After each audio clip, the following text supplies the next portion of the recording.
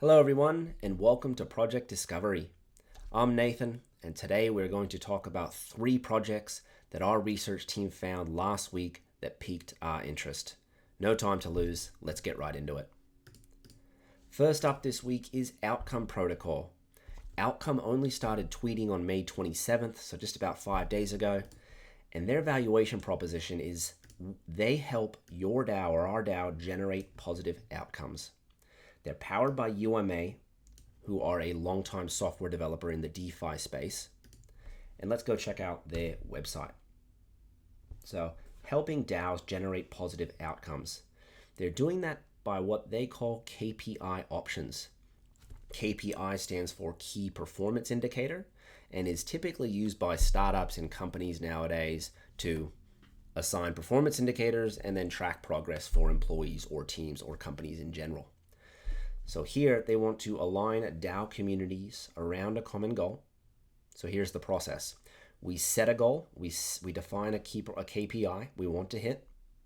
This goal will be defined and coded into an ERC20 token called a KPI option. They will help define the KPI in terms of blockchain, in terms the blockchain can understand, and the payout amount will depend on how successful your community is at hitting your target. They've given us an example. In order for a DAO to secure a grant from a foundation treasury, it sets a target of enlisting 100 new members. And then we could see if 100 new members join. Second, we would create the tokens. We would mint KPI options, and the tokens will be collateralized by your DAO's token. Excess collateral can be returned. Cool, so we create a token, and then we launch those tokens. So we distribute tokens to community members and other people you would like to join to help it grow and thrive. We create campaigns, social events to encourage your community to keep working towards the goal and emphasize the payout is based on achieving your goal. Great. So it looks like Outcome helps us and nudges us along the way to make sure that we hit our KPI goal. Pretty cool concept. Really, really like the concept. Unfortunately, it's just a single page application here. We don't really have an app. A single page application. We don't really have an app. A single page website, we don't have an application yet, but we do have documentation. Not only do we have KPI tokens, we also have success tokens. I think this is for long-term strategic investors. We could define success, we could mint tokens, and then we could raise funds based on those definitions of success. Example is a DAO aims to diversify its treasury and asset portfolio by 20% by selling tokens to new investors. Wonderful. So not only are they helping us with KPIs, our outcomes also helping us with raising as well. So we have no application, but we do have documentation, which is nice. So we've got some simple documentation here going through what KPI options are.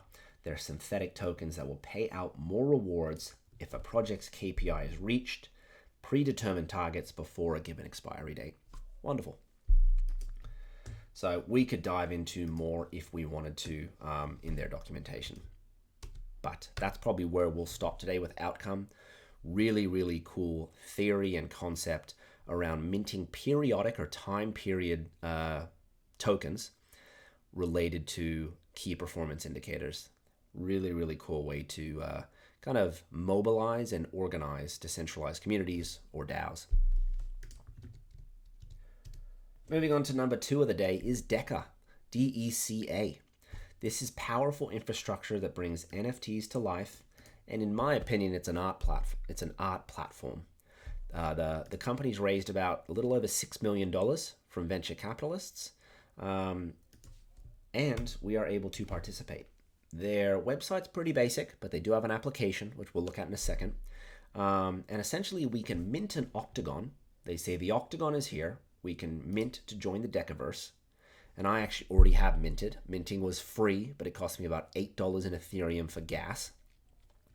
And I minted an octagon.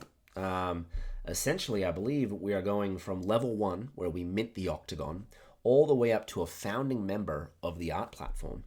And probably the coolest thing about all of this is just the stair step of working our way up the levels. So level 1 was to mint an octagon. You can do that on this page. And because I've already minted an Octagon, it's asking me for requirements for level 2. They are asking me to create a gallery, which I've already done, and I'll show you. They want me to connect my Twitter and follow Deca. I've done it. They want me to connect my Discord and join the server. I can do that. And then they want us to follow another user. Once I've done all of those, it will upgrade my Octagon to level 2. And I believe, I forget how many levels there were. I think there were 5 or 6 levels. So very cool concept that, hey, if you want to be a full participating member in a decentralized community, there's going to be some steps and some requirements that you need to do both on-chain and off-chain pretty much to participate. So I think this is really cool. Let's go and have a look straight to the profile. I've created a profile, gave myself a name, linked my Twitter, and first off, I created a gallery. So this, I think, is the fundamental function of Deca, is I can create a simple gallery or a freestyle gallery. I'll pick the freestyle one. And as you can see here, I've got a bit of an open page here. I can add a background. We'll add a green background. There we go. We can add a bit of a background, and we can change the size of that background. And then I can actually also add NFTs as well. So we can come in here, we can pick one of my NFTs. I'll pick my punk, and we can say, wonderful, I've got a gallery here. Let's also pick one other. We'll pick Messi. Cool. So now I've got Messi and Punk Man hanging out behind a blue background. And if I had more artistic ability, we could actually make this gallery look good, not really average. So that's about it, I think. We save. And there's my gallery, as you can see. So I could actually, if I was artistic and I could actually create something good, it would look pretty good, and I could share this with other people. But for me, now both my galleries just live in my profile. So I'll delete this gallery that I just made. A little bit of a duplicate there. We've also got followers and following, who I could, follow other people. But let's go home and let's go and find a friend. Cool, so this top one is work in progress. It's got some squiggles, very cool. I could view the gallery. This is a pretty cool little gallery. Got some squiggles, got some other NFTs. Not bad. That's a cool one. So I'm gonna follow this person actually. I'm gonna press follow. Boom, I've just followed Thomas Germond. Hey Thomas. Let's go back to my profile, or actually let's go back to Octagon, and boom. We've ticked off one of my requirements to get to level 2, and that's follow another user. So very, very cool application here. We're on Ethereum and Tezos at the moment, and essentially it looks like we're creating an art platform. I tried to read a bit more about this, learn more about what was going on. They've got a pretty decent thread here from May 17th that goes into the platform, but really it didn't gleam to me too much of what they want to accomplish long term. They did talk a lot about permanence and about, digital goods are just as real as physical goods. So I think that's one of the major premises of their platform, is that all of these digital assets that we hold are just as real as the atoms on our phone. I think that's the example they give. So very, very cool platform. Really, really like the membership requirements part of having to log in with the wallet and then perform tasks to say that you are a fully fledged participating member. I think that's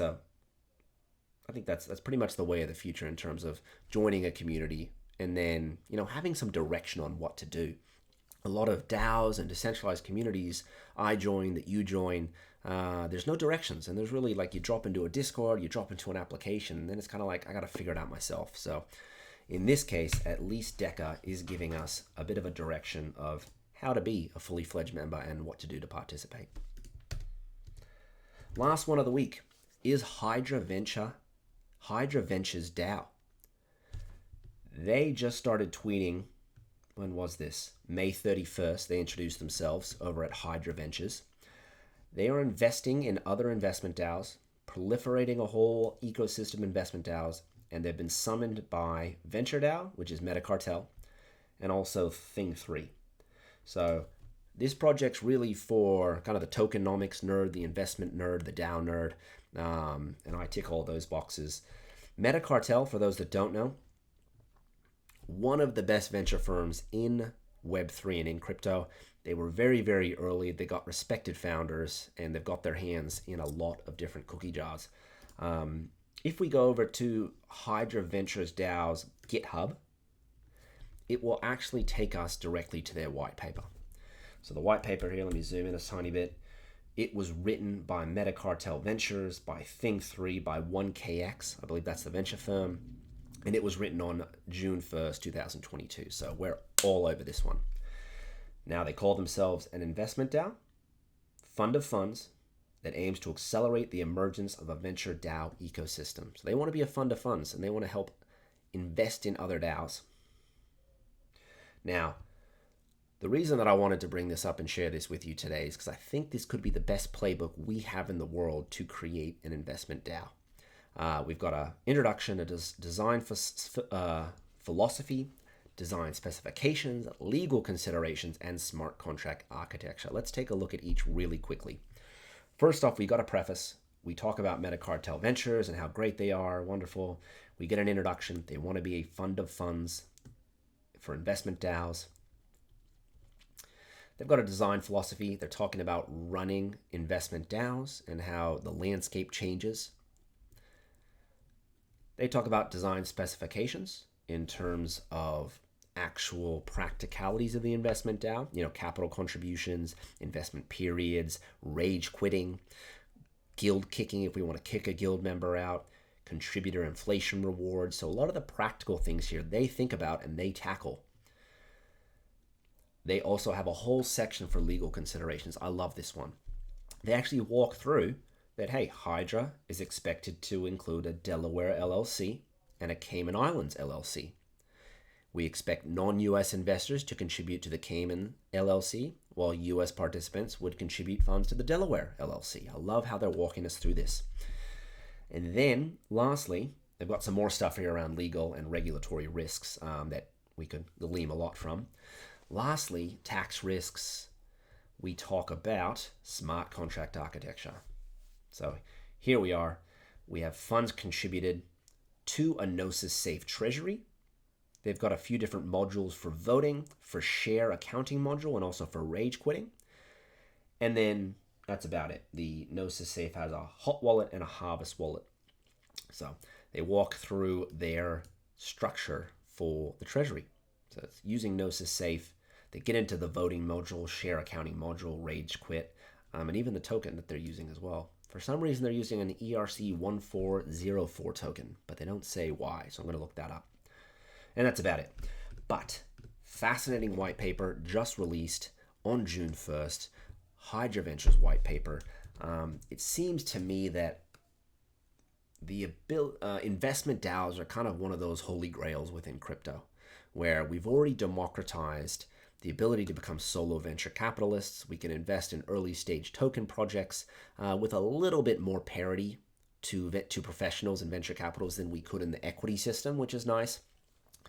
And now it seems like there's a bunch of projects that are trying to build the, invest with your friends or investment club type platform where, if you can't afford something yourself, just grab a couple of your buddies, invest in it together, and then you own an asset together that's sitting in a communally owned smart contract. So it seems like this is something that's got some legs, got some meat on it for the future. We're continuing to democratize the venture capital process, and I think this Hydra Ventures DAO is just made the next step on the staircase for best practices and gold standards. So I'm going to dive into this white paper a little bit more this week and over the weekend because fascinated for how they set this up and how they think about it. And we're done.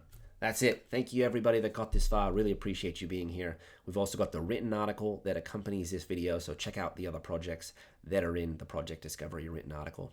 Thanks again. Really appreciate anyone that got all the way to the end. Thanks again. Bye for now.